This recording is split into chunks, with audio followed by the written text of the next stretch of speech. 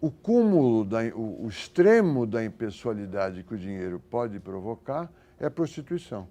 Você troca a relação mais íntima, mais afetiva, que é o amor ou a relação sexual, por dinheiro.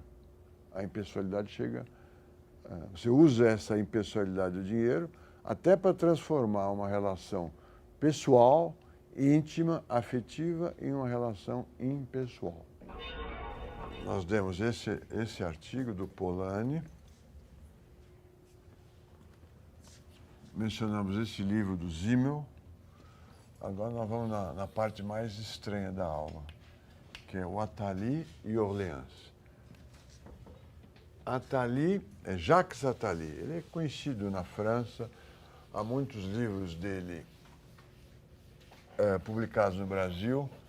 Foi ministro de planejamento do presidente Mitterrand, mas escreve sobre muitas coisas. Junto com esse economista Orleans, ele escreveu um livro chamado A Violência da Moeda.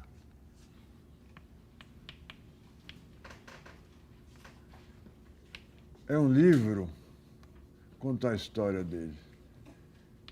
Eu, no curso de pós-graduação, pedi para uma aluna que era formada em matemática explicar um artigo do professor Mário Henrique Simons sobre indexação, um artigo cheio de matemática.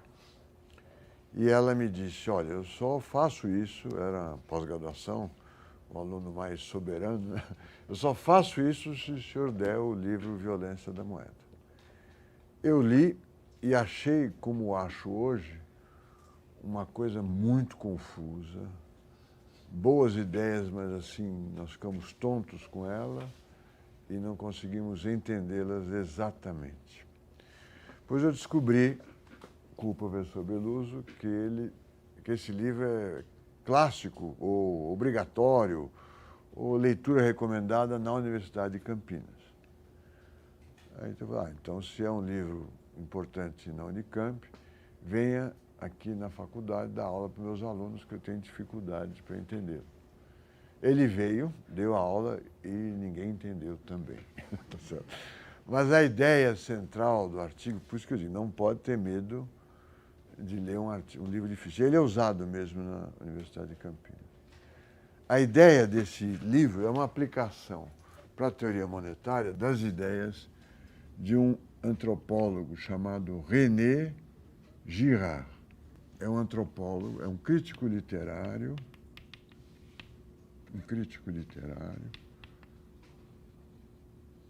e antropólogo.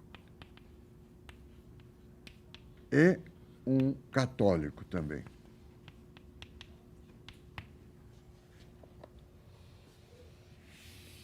E as ideias... Agora, é um sujeito desconhecido, era desconhecido aqui no Brasil. Ou ele está muito velhinho, ele morreu, mas que passou a ser lido mais frequentemente, o René Girard. Acho que por um grupo de professores, e agora há a promessa ou há o anúncio da publicação de todos os seus livros. Eu li muitos livros do Girard, porque as ideias que ele apresenta são fascinantes.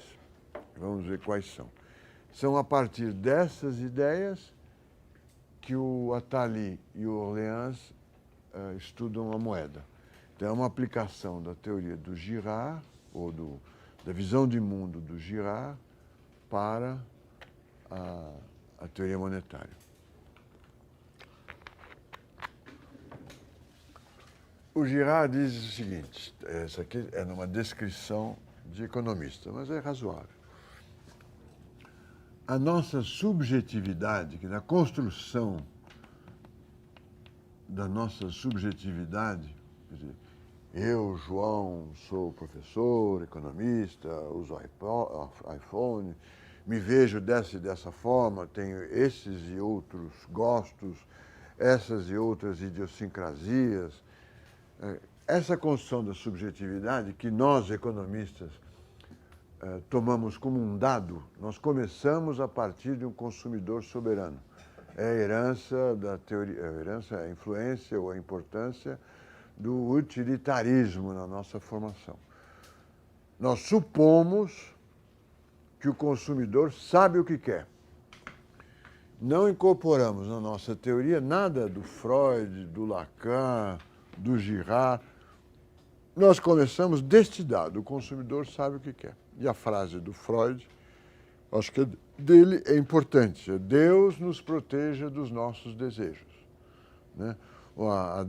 O que nós apresentamos como curvas de indiferença, que não cruzam, que são convexas para facilitar o problema de maximização, é daí que nós partimos para a teoria do bem-estar, para toda a base da política econômica. É um começo a gente começa muito tarde.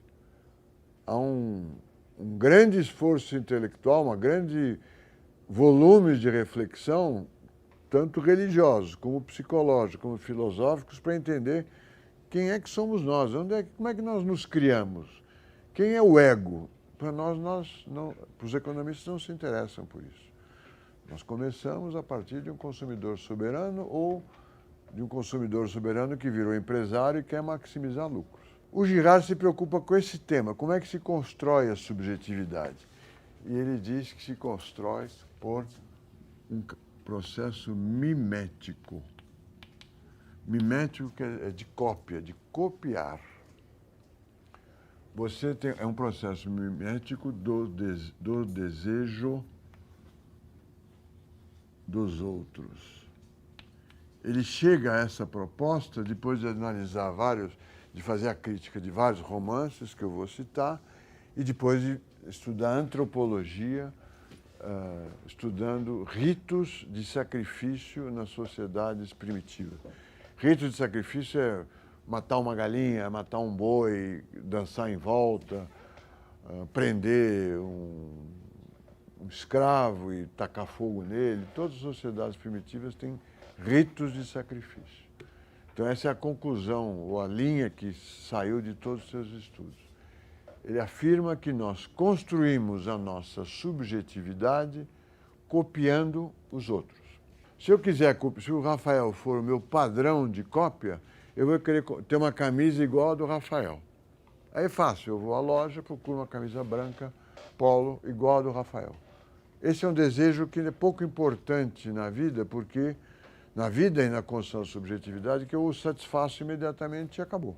Tá certo? Eu estou com a camisa igual a dele.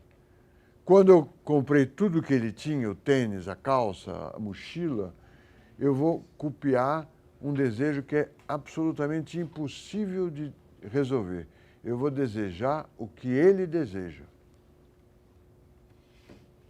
Esse é o desejo que não pode ser satisfeito. É desejar o desejo dos outros. E é a partir disso que eu construo a minha subjetividade. Se está difícil de entender, vamos ver o que ele fala sobre o Édipo. Diferentemente do Freud, que imagina que o Édipo é uma relação afetiva, talvez sensual, entre o filho e a mãe, essa é a base da explicação do Freud. Ele diz, não é uma relação sensual ou afetiva do filho com a mãe. O filho deseja a mãe porque a mãe é a mulher do homem que ele mais admira, que é o pai.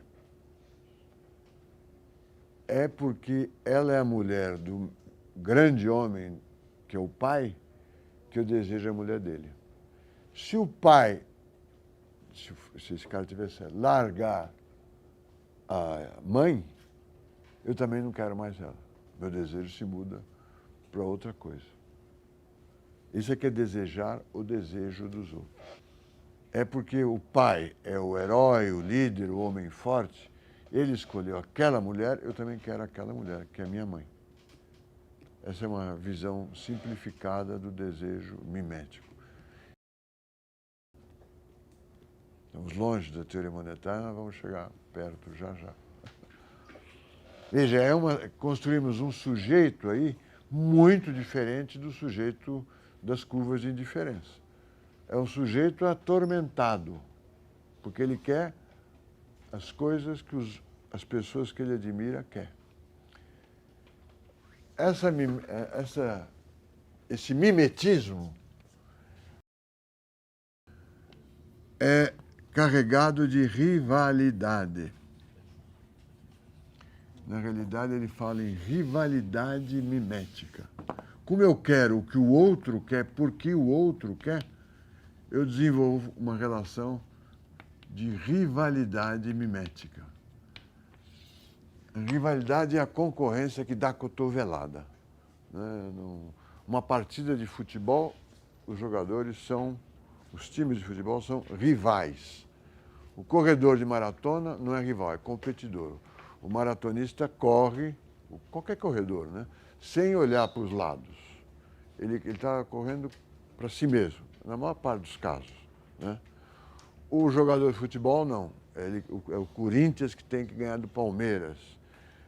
É a passada de pé. Na vela, o velejador também ele não participa na regata querendo chegar.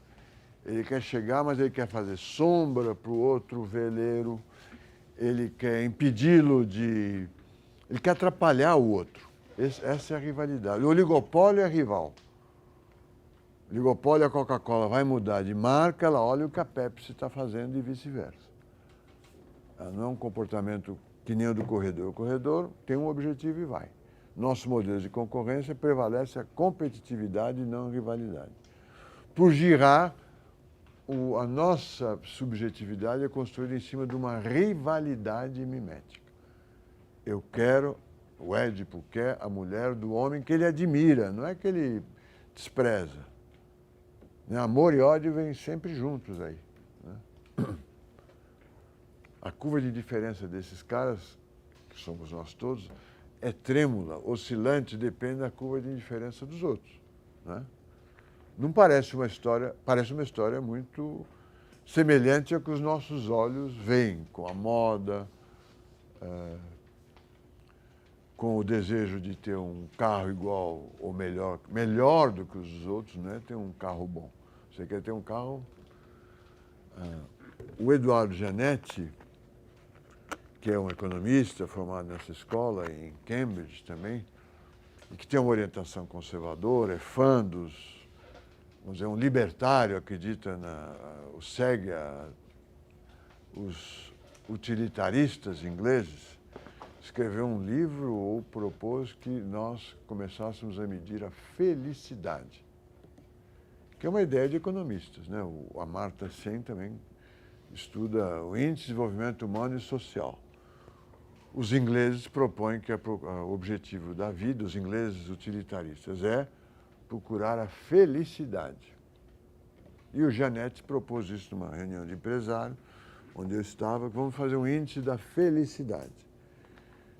E eu citei o Nietzsche, que diz, só os ingleses acreditam na felicidade.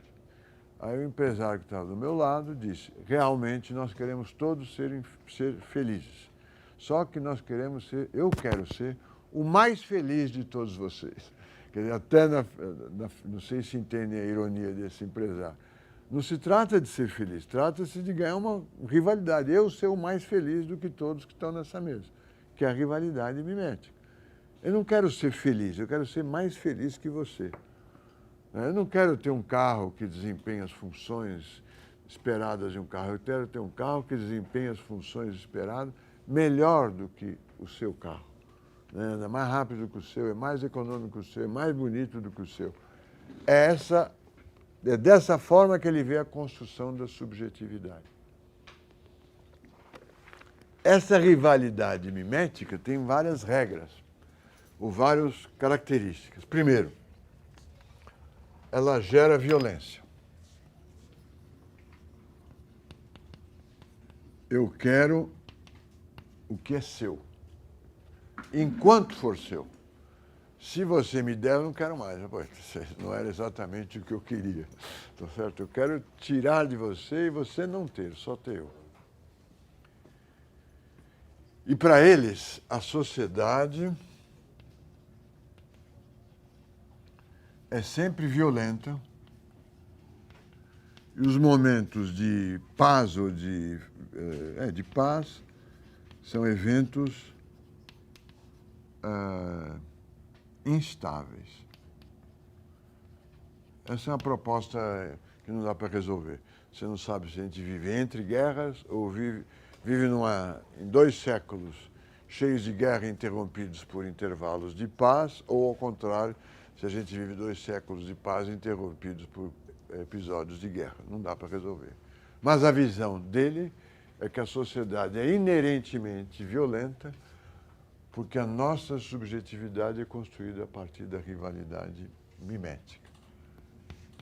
Essa violência precisa ser controlada. E nós vamos ver como.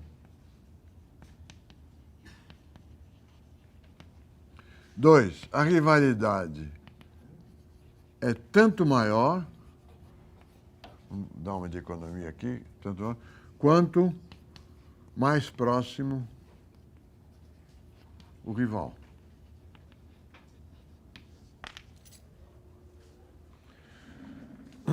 Vamos começar pela parte de baixo. A rivalidade é tanto maior quanto mais próximo o rival.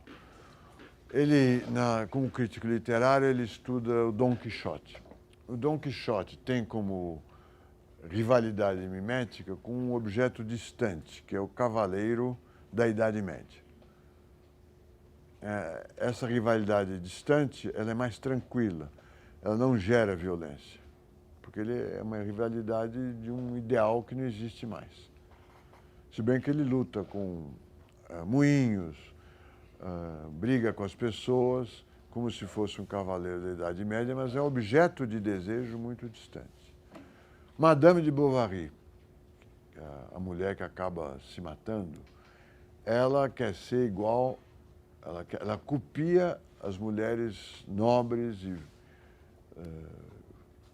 ricas do seu entorno, acaba em suicídio. Então a rivalidade é sempre pior quanto mais próxima. Podemos entrar no exemplo da religião. Nós nunca vimos nem os franciscanos, nem os muçulmanos brigarem com budistas ou com outras religiões que existem na Índia, que eu não sei o nome, os Sikhs, os não sei o quê. Nós brigamos entre nós. Jesus era um judeu profético, era essa classificação que se dava. A religião católica era uma seita dentro do mundo judeu, dentro da religião judia, que lá pelo século 100 depois de Cristo começa a incomodar os judeus e é expulsa da grande religião judaica. É aí que a rivalidade entre católicos e judeus explode. Eles são próximos, eles não são distantes. Né? Jesus é um judeu. As diferenças não faz circuncisão, acredita que o Messias já chegou, mas não são diferenças, são religiões que têm a mesma matriz, Abrão. E Jesus é crucificado em Jerusalém. Ele não é crucificado em Cuba, nem na Somália, é em Jerusalém, é lá perto. Não bastasse isso, 700 anos depois de Jesus, aparece uma outra religião, o islamismo, que é inspirada no judaísmo inicialmente, e Maomé escolhe subir aos céus ao lado da sinagoga judia.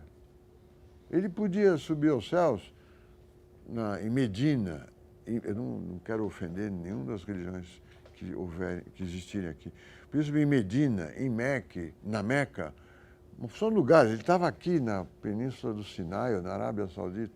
Ele foi subir aos céus em cima do Muro de Lamentações e ao lado da sinagoga. E logo ali Cristo foi crucificado. Essa é que é a rivalidade. As guerras não são guerras entre budistas e católicos, é entre católicos, judeus e muçulmanos na história da humanidade. E aí sai uma outra rival aqui, que são os protestantes, que são tratados violentamente pelos católicos e vice-versa. São as guerras religiosas do século XVIII. As nossas brigas não são com objetos distantes, não é com ET, é com o parceiro próximo. Porque é aí que vem a cópia, vem a admiração e o desejo de copiar o outro. Política. A grande disputa não é entre comunistas e monarquistas ou conservadores na Alemanha. É entre comunistas e social-democratas. O grande rival da social-democracia alemã, o grande rival do comunismo na Alemanha, é a social-democracia. Olhem para o espectro político brasileiro. Não há uma grande disputa entre o PT e o PR, ou o PT e o DEM. Não. Do mesmo lado, olha o PSDB. Não há uma grande disputa entre o PSDB e o PTB ou o PDT. Não é porque não sejam partidos importantes, que de fato não são. Mas a grande disputa é entre os partidos que tiveram a mesma origem, o PSDB e o PT. Ambos se dizem social-democratas. Ambos vivem de uma rivalidade incontrolável, não é? São os mais próximos. Se vocês tiverem que fazer visitas de relacionamento, comerciais, bancos, vender seguro, o que for. Ao chegar numa empresa familiar e serem recebidos pelo executivo, que é o filho mais velho da família que fundou a empresa, não cometam o erro de perguntar como vai o papai, porque ele está lá dando cotovelada no pai que não quer largar o cargo de CEO, né, de Chief Executive Officer. Pior ainda, mas aí eu não preciso ensiná-los, não pergunte como vai o cunhado nem o irmão, né? Olhem para a história das grandes empresas familiares brasileiras e vão ver que a rivalidade se dirige aos mais próximos. Estadão, Rui Mesquita, Abril, Roberto Tivita e, esqueci o nome do irmão, Ricardo Tivita. Diniz, Pão de Açúcar, briga com toda a família, Bílio Diniz e Arnaldo Diniz. Quando você passa para o mundo corporate, não é muito diferente. O CEO está se sentindo ameaçado pelo cara que está do lado dele ou abaixo, é a rivalidade mimética. Ela gera violência. Como é que essa violência é controlável? Ela é controlável por um ato que produz a violência num terceiro item excluído. Num terceiro excluído. Eu quero a camisa dele. Quando ele me der, eu não vou querer. Quando eu falo, tá bom, toma minha camisa, eu não quero mais. A única forma de nós chegarmos a um acordo é nós dois querermos aquela cesta de lixo. Não é nem minha, nem dele. Aí nós podemos conversar. A extração da violência usa esse princípio. Ela dirige a violência para um terceiro excluído. Então, nas sociedades primitivas, é um escravo ou um derrotado na guerra com outra tribo que é levado ao sacrifício, morto e queimado. Mas a violência é muito difícil de controlar e a extração da violência também é difícil de controlar.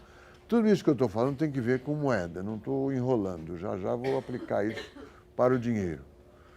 Ou você extrai a violência, extrai pouca violência, então ela permanece na sociedade, ou você faz um ato de violência tão grande, e a violência é contagiosa, que ela contagia a sociedade.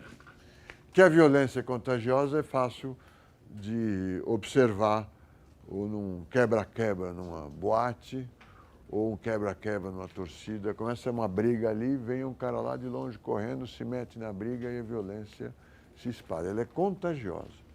Então, se você retira a violência queimando um porco velho, faz uma oração e então, queima um porco velho, ninguém se satisfaz com aquela retirada de violência. É pouco. Agora, você queima a filha primogênita e mais linda do rei, aí é muita violência. ela pode contaminar toda a sociedade. Mas é o ato de controlar a violência que consegue manter ordem na sociedade. Senão, a violência se espalha entre todos.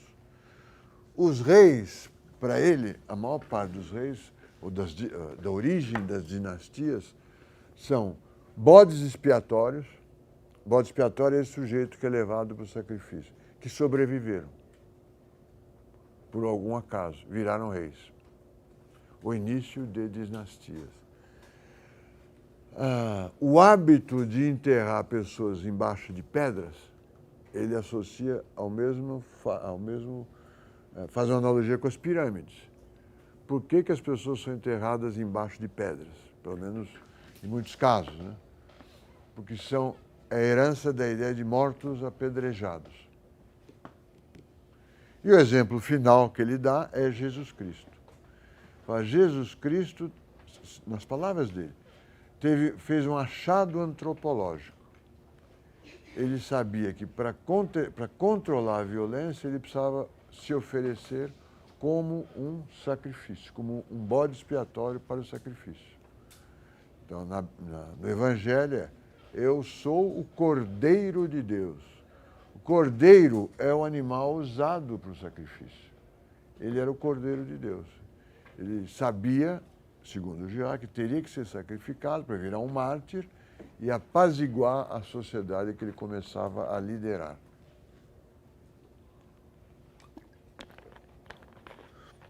Bom, Malvinas, se vocês quiserem, a invasão das Malvinas pelo governo militar argentino em crise.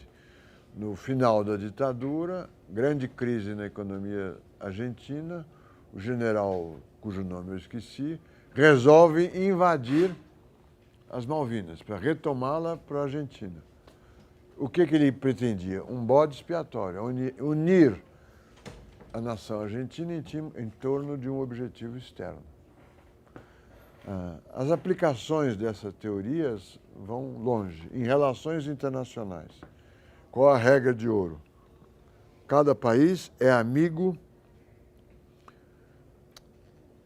do vizinho do seu país de fronteira. Ele é rival do país de fronteira, mas é associado ao país que aperta esse aqui do outro lado.